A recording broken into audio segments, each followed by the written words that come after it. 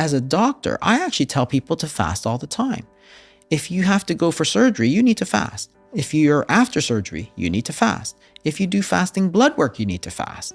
So why is it that I'm actually telling people to fast all the time, and yet for weight loss, you shouldn't fast? That doesn't make any sense. And physiologically, from a body standpoint, it doesn't make any sense. One of the things people talked about was, it's going to make you eat more later. It's going to make you more hungry. Your basal metabolic rate's going to go down. This was one of the big myths of intermittent fasting. That's going to cause the so-called starvation mode, right? And this is the idea that your basal metabolic rate will fall so low that when you do start to eat, you're going to gain weight again. So I said, well, let's think about this. You can do a study where you take somebody, say you, for example, and you could fast them for 4 days and measure how many calories they're burning, their basal metabolic rate on day 0 before the fast, and measure them 4 days into the fast and see how many calories you're burning.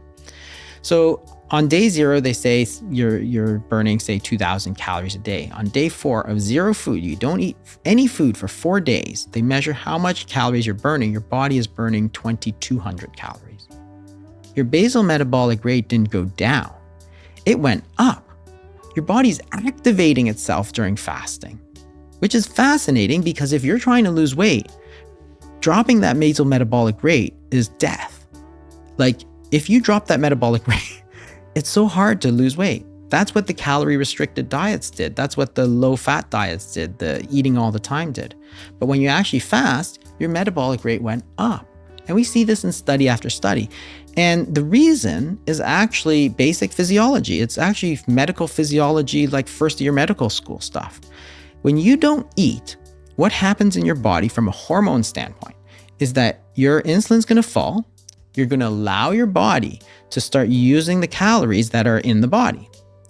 At the same time, other hormones go up. So the sympathetic tone goes up, which is your fight or flight response.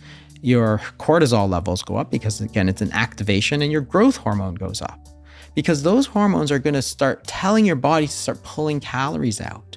So you're actually activating yourself. Think about it in the wild. If you see a hungry wolf, is that wolf just sort of, all like lethargic? No, he's activated. He's actually more dangerous than any other wolf, as opposed to, say, a lion who just ate. Because when you just eat, you just want to lie there. You want to digest your food. You have no energy. So people say, well, your metabolic rate's going to go down if you fast. No, the truth is actually the opposite. It goes up. And so if you want to lose weight, that's probably not strong enough to make you lose weight, because 12 to 14 hours is sort of just this baseline that people had in the 70s. So you can go to 16 hours, for example, and you shrink that by either eating breakfast a little later or eating dinner a little earlier. But you can do more than that. You can do, say, a 24-hour fast. You could eat 2 meals a day, say eat between 12 and 6. That's a 6-hour eating window. Or you could eat once a day, which is like a 24-hour fast. Or you could even go multiple days without eating. Because again, your body is smart. Your body knows what to do. If you have all those calories sitting on your body, right, 100,000 calories sitting in body fat, and you don't eat for 3 days, well, you need 6,000 calories. Well, you have 100,000, 200,000. So what's the problem? Take it out of your body fat. Let your body eat your body fat. That's what fasting is doing for you. And it's totally natural because that's what it's there for. That body fat is not there for looks. It's there for you as a source, as a store of calories. So fasting just lets you use that. There's nothing wrong with it.